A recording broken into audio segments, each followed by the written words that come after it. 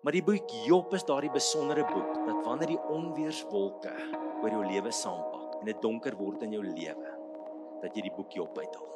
Die beste ding wat jy kan doen is iemand deur 'n moeilike tyd gaan, is nie om antwoorde te gee en te sê dit of dat nie. Vir die hele bose ryk wil ek sê, kyk na my knegt Job, dis so 'n man my dien. Al gaan goed nie soos dit moet gaan nie, bly hy getrou my.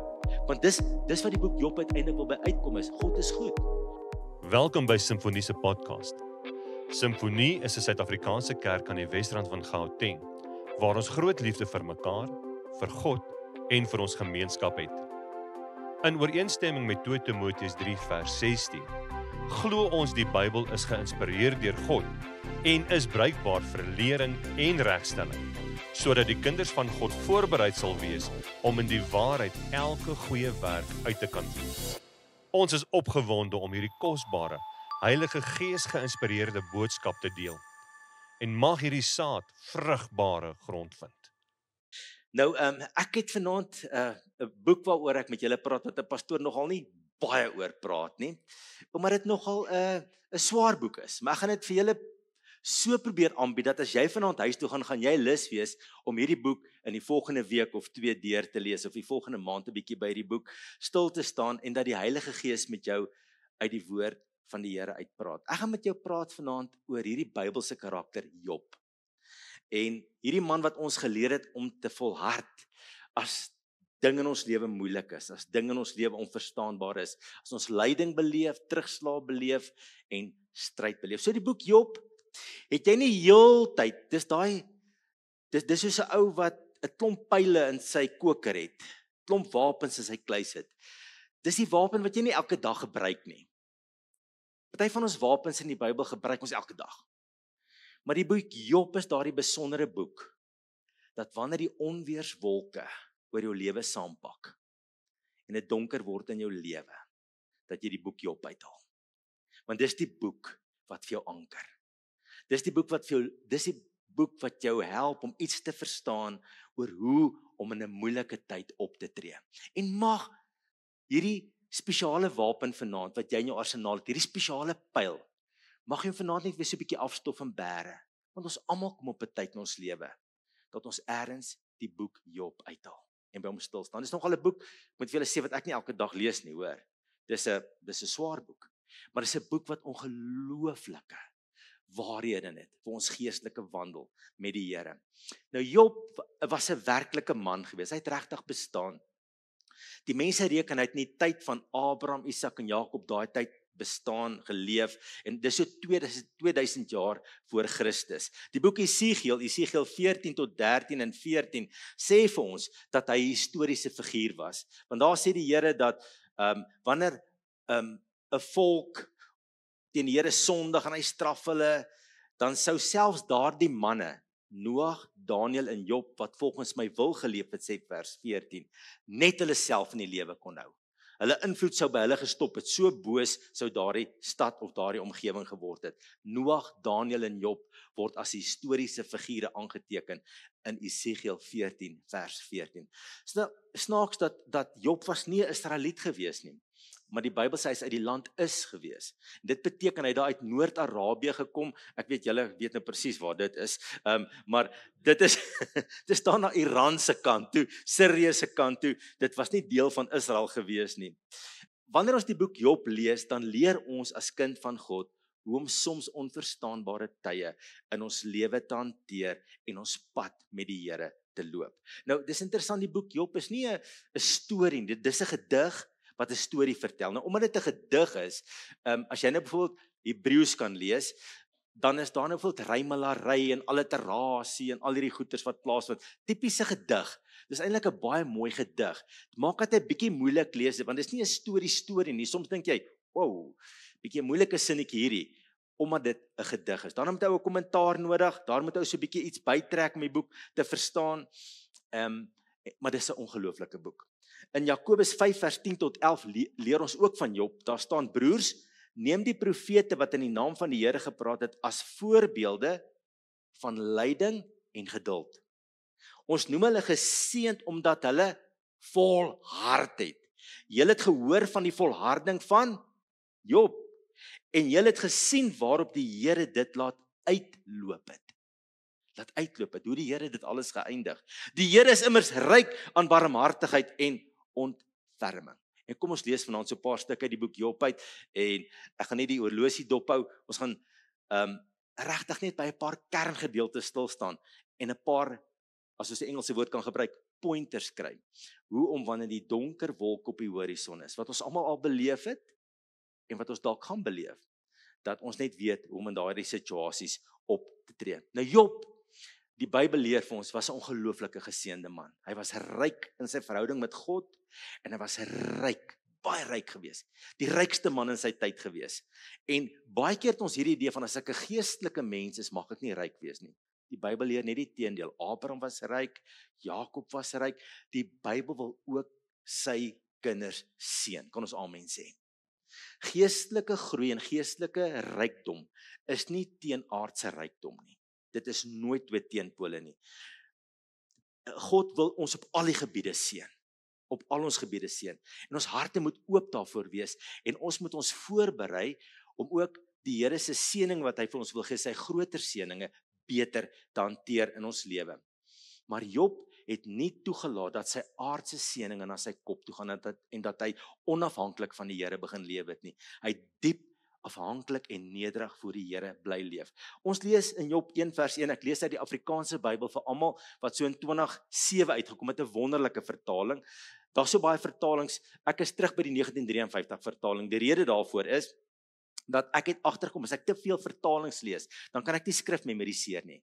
So jy moet een Bybel kry wat jou kernbybel is, sodat jy kan skrif memoriseer. Of dit nou die Nuwe Lewende vertaling is, watter vertaling jy gebruik, maar dit moet jou kernvertaling wees. Die ander vertalings kan help, maar die Afrikaanse Bybelvertaling vir almal is 'n wonderlike hulp om soms net moeilike gedeeltes in die Bybel 'n bietjie makliker te lees. Job 1 vers 1 sê, in die land was daar 'n man met die naam Job. Hierdie man was, hoor hierdie karakterbeskrywing, opreg en onberispelik in sy optrede. Hy het ontzag gehad vir God en die kwaad vermy. Daar was vir hom 7 seuns en 3 dogters gebore. Hy het, hoor nou mooi, hierdie getalle moet julle nou onthou, daar's 'n rede daarvoor. 7000 stuk kleinvee, 3000 kamele. Ek hoor die ouens wat daar na Arabië toer, dan sal die Arabiërs tot van vandag kom, as die ou nou bijvoorbeeld 'n mooierige vrou, sal hy sê, I give you 3 camels for your wife. Kamele het groot waarde daarso, né? Daar's 500 pare beeste, 500 donkie merries en 'n besondere groot werksmag gehad. Hierdie man was meer vermoënd as enige iemand in die ooste. Sy seuns het die gewoonte gehad om elkeen in sy eie huis om die beurt fees aan te bied. Hulle het dan 'n boodskap gestuur en hulle 3 susters genooi om saam met hulle te eet en te drink. Wanneer die feesdag verby was, het Job hulle laat haal en hulle geheilig. Hy het vroeg in die môre vir elkeen van hulle 'n brandoffer gebring, want Job het gedink, miskien het my kinders gesondig en God in hulle harte gevloek. Job het dit elke keer gedoen. So Job was hierdie man wat 'n persoonlike verhouding met die Here gehad het. Hy was geseënd en hy het eerbied vir God in sy kinders se harte gebring. En hy het hulle gedurig in gebed voor die Here gebring deur te offer. Maar die Here neem kennis van hierdie man en dis die ongelooflike ding. Die Here neem vanaand kennis van jou en my, van ons verhouding met hom. Ons lees in vers 6. Toe op 'n dag het die hemelwesens gekom om by die Here hulle plekke in te neem. Die Satan het ook saam met hulle gekom. Die Here sê toe vir Satan, waar kom jy vandaan? Die Satan het die Here geantwoord en hy het gesê, van rondswerf op die aarde en daar rondloop. Dit klink nogal soos 'n deugniet, né? Die Here het vir Satan gesê, het jy kennis geneem van my diensknegt Job? Daar is immers niemand soos hy op die aarde nie. Hy is onberispelik in sy optrede en opreg en 'n man wat vir God ontzag het en die kwaad vermy. O, die Here let op hierdie ou se hart. Hy let op wat hy doen. Kan jy agterkom die Here spog met hom? Ek dink dit moet wonderlik wees as die Here met jou spog. Sê, kyk my kind. En ons almal wens dat die Here dit met ons almal ook kan doen om so met ons te spog. Net terloops, in die Ou Testamentiese bedeling kon Satan nog in die hemel ingaan. Na Jesus se kruisdood en opstanding kan Satan nie meer in die hemel gaan nie. Die Bybel sê hy het nie meer toegang tot die hemel nie. Lukas 10 vers 18 sê vir ons, Jesus het vir hulle gesê, ek het die Satan soos 'n weerligstraal uit die hemel sien val. In Openbaring 12 vers 7 tot 9 sien ons dat hy's uit die hemel uitgegooi. Hy's op die aarde gegooi en sy engele saam met hom. Daarom sê die Bybel vir ons worstelstryd is nie teen vlees en bloed nie, maar teen die bose geeste in die lig wat om ons is. Hulle is nie meer in die hemel nie. Nou Satan het 'n teorie gehad daai dag toe hy daar saam met die ander hemelwesens voor God staan. En hy sê vir die Here, hy sê Job dien U. Nie omdat hy God is nie. Hy sê Job dien U net omdat U vir hom goed is. Hy sê U sal sien, as hy al hierdie goed van Job al wegvat, sal hy in die gesig vloek. Dis sy verhouding met U is gebou op wat U vir hom doen. Hy dien U nie omdat sy hart by U is nie. Hy dien U net omdat daar voordele is. Voordele is. En ons lees daarvan, die Satan het die Here geantwoord en hy het gesê, is dit sonder rede dat Job ontzag het vir God? Is dit nie U self wat hom en sy huis en alles wat aan hom behoort aan alle kante afgeskerm het nie? Dis God se aard, en daarom bid ons soos die Onse Vader sê, laat ons nie in versoeking kom nie en verlos ons van die bose. Dit werk, want God skerm ons af. God keer dit. Sy hande werk het U geseën. Halleluja, dit is wonderlik as God jou hande werk seën. En daar's vrug. U het sy veestapel en sy veestapel het in die land uitgebrei. Maar steek nou net die hand uit en tas alles wat aan hom behoort aan, en hy sal U beslis in die gesig vloek. So Satan kom met 'n teorie. Here, dis my teorie. Julle en dan die onverklaarbare. God laat toe dat hierdie teorie getoets word. Dit op 'n manier skeer dit nogal die prentjie wat ons van God het so bietjie uitmekaar, né? Dis regtig so. Want dis nie die aard van God, hy skerm van kante af, hy vermeerder. Dis hoe God met ons werk as sy kinders. Hy wil goed wees vir ons, dis sy hart. En ons moet dit glo, dit is die Here se bedoeling met ons as mens. Hy wil goed wees vir ons. En dan sê die Here die volgende vir Satan in vers 12 van hoofstuk 1. Kyk, alles wat aan hom behoort is nou in jou hand. Net na homself mag jy nie jou hand uitsteek nie. Die Satan het toe uitgegaan weg van die Here af. Sien julle wat gebeur hierso? Ons dink die duiwel kan doen net wat hy wil. Dis nie waar nie. Die duiwel is beperk aan sekere kante in sy boosheid. Hy kan nie sy boosheid in alles uitleef nie. Hy word beperk, ook in jou lewe, en God sal niks toelaat dat hy verby sekere grense gaan om dinge in jou lewe te doen nie. En die Here beperk hom. Hy sê, is reg, jy kan sekere dinge doen. En dan lees ons hier van vers 13 tot 18 al die verliese wat hy beleef. Hoe sy kleinvee, sy vee, sy werkers, sy kameeltroppe doodgaan. En hy verloor alles.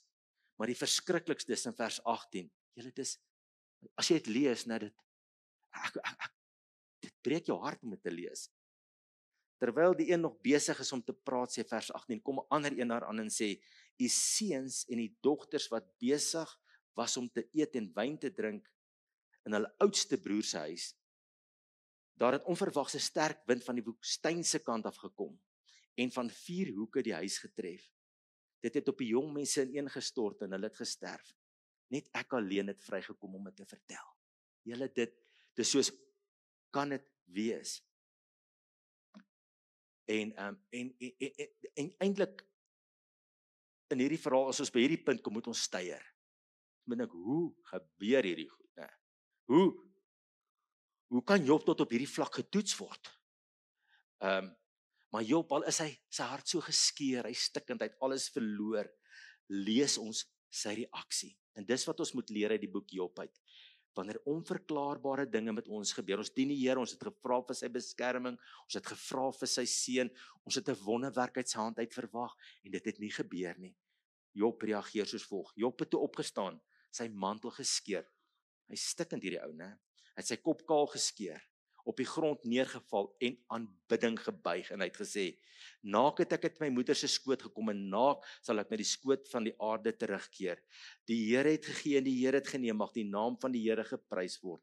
Ondanks dit alles het Job nie gesondig nie, en aan God niks ongeryms toegeskryf nie. Job hou sy hart naby die Here, al verstaan hy niks wat hom aangaan nie.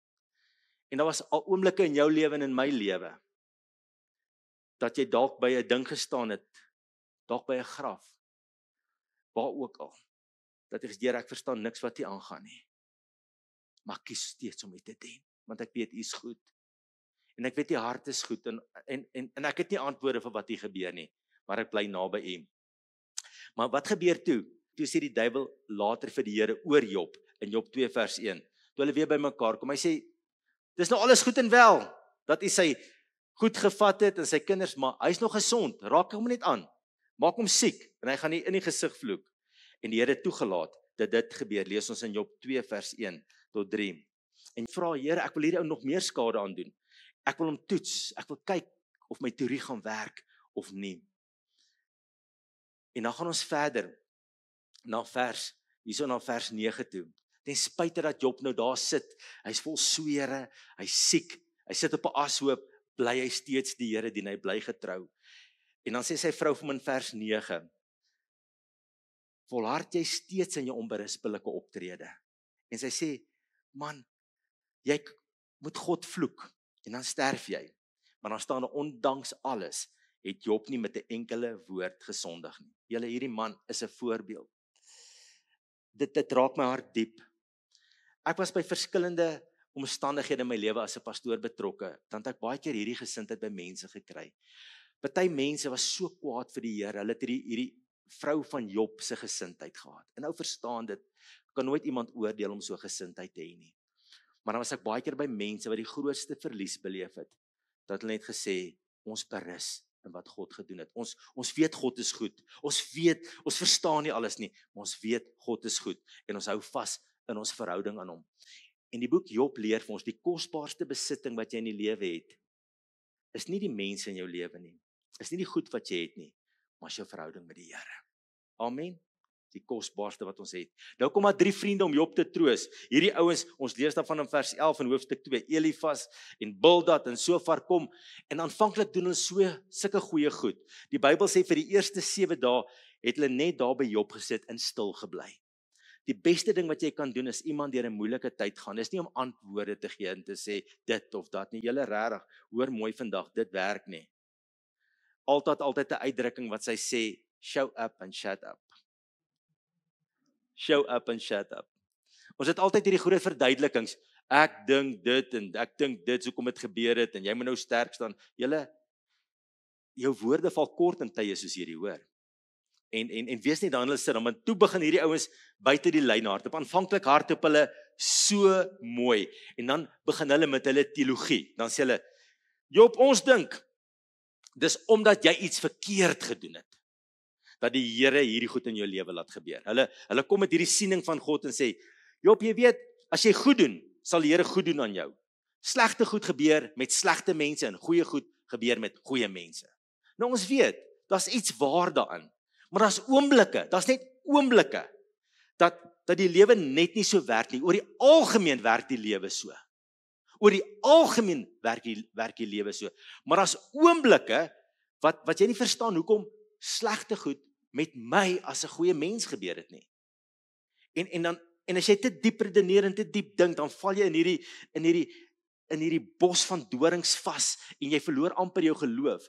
En hierdie ouens begin nou vir hom die volgende sê, daarin, ek dink dit is Job 4 vers 7, hy sê, hy wat onskuldig is, die Here sal goed doen aan hom, dis wat daar staan. Hy sê, as jy teenspoed doen, gaan die Here jou teenspoed gee. En hulle het hierdie teologie van, as jy verkeerd doen, gaan die Here verkeerd aan jou doen. Maar as ons na hierdie stuk kyk van Job, dan sien ons dat Job het een ding voor oë. Hy verstaan nie lekker wat aangaan nie, maar hy sê, hierdie goed waarin ek is, dit is nie God se aard nie. Dis nie hoe hy normaal mag met my werk nie, want God werk nie so met ons nie. Dit is buite die normale. Die normale is dat God wil seën. Die normale is dat God wil goed doen. Maar hierdie is buite die normale.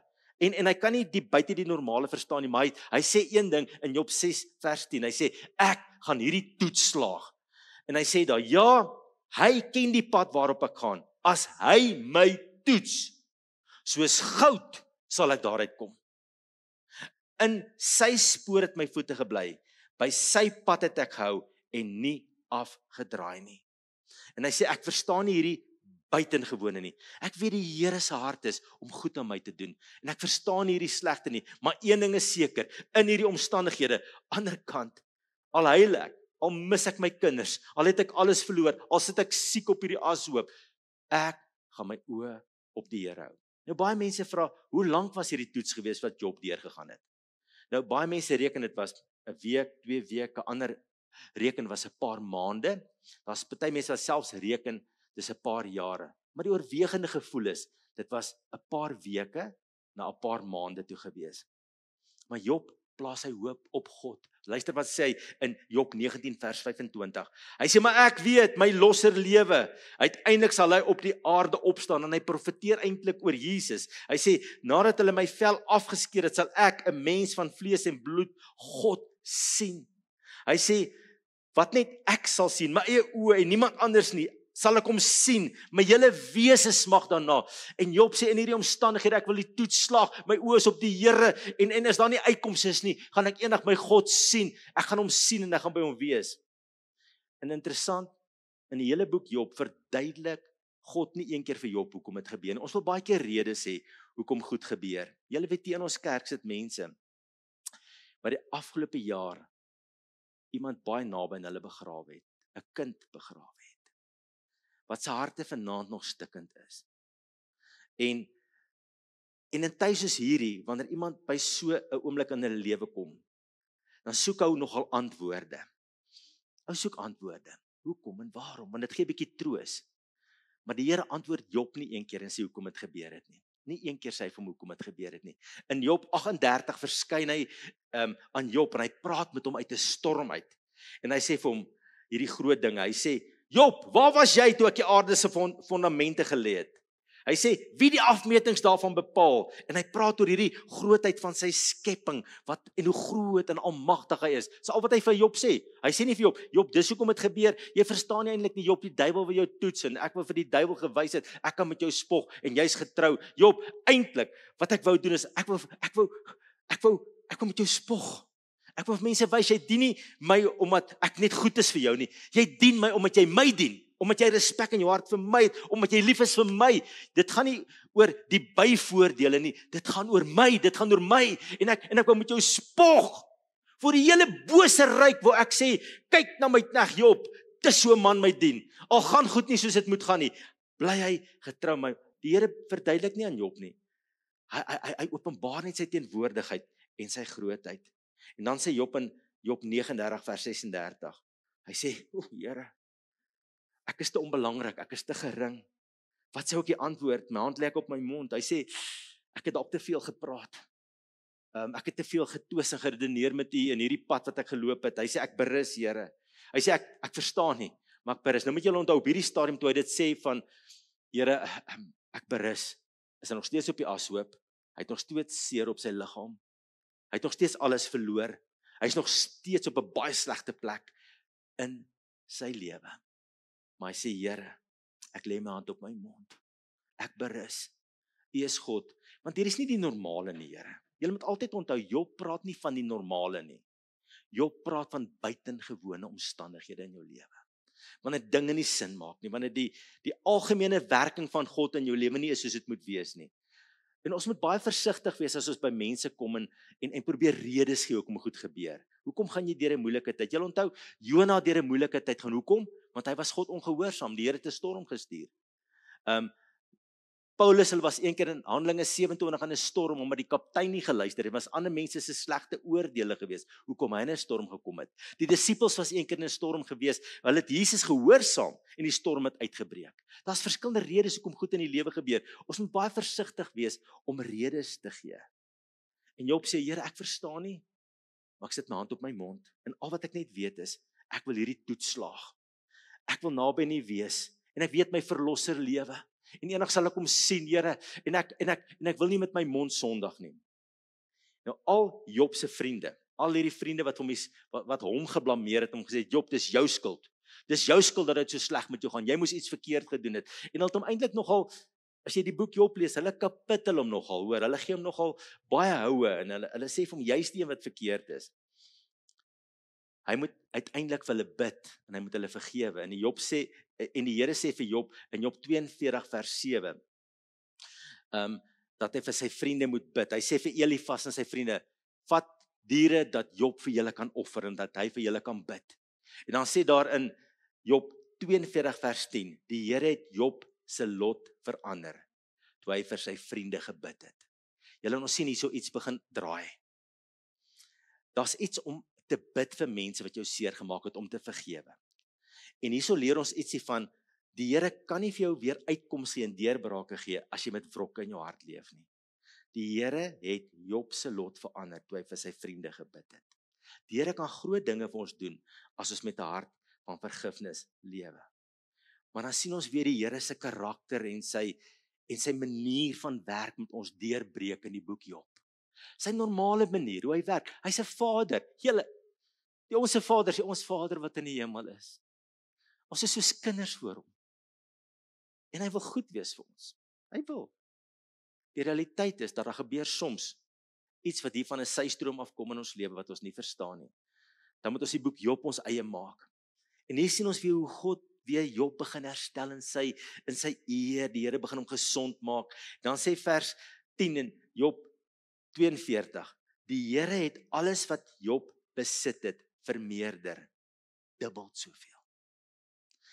Hy is die God van dubbel. Hoor vandag. Ek weet nie hoe die Here ons altyd vergoed nie, maar hy is die God van dubbel. Daar staan al sy broers en susters en al sy vorige kennisse het na hom toe gekom en saam met hom in sy huis brood geëet. Hy was weer gesond. Hulle het met hom meegevoel betuig en hom getroos oor al die onheil wat die Here oor hom laat kom het. Elkeen van hulle het vir hom 1 kesita, dis 'n geldstuk, en 1 goue ring gegee. Die Here het die einde van Job meer geseën as sy begin. Nou hoor mooi, onthou hy het 7000 stuk kleinvee gehad. Nou het hy 14000. Julle, hy het 'n Karoo plaas nodig. Okay. Hy het 6000 kamele. Hy het 1000 pare beeste. Halleluja. Die ouens hier van Groot Mariko sê, way to go. En dan hier uit die Noord-Kaap uit sê hulle 1000 donkie merries. Die ouens wat daai donkie karre ry sê hier is goeie geld. En dan staan daar in vers 13, hy het ook 7 seuns en 3 dogters gehad. Hy het nie dubbel gegee nie. Hy het net presies dieselfde gegee wat Job verloor het. Hoekom? Van die ander 7 seuns en 3 dogters, waar was hulle? In die hemel. Hy het dubbel gekry. Hy het dubbel gekry. Een ding wat ek en jy oor die jare geleer het en wat die Bybel ons leer, die psalmdigter roep dit heeltyd uit, God is goed. God is goed. Hy wil goed in ons doen.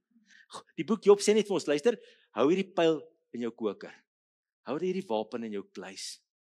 Hou hierdie wysheid eers afgestof. Want dan kom 'n dag dat jy nie gaan verstaan nie.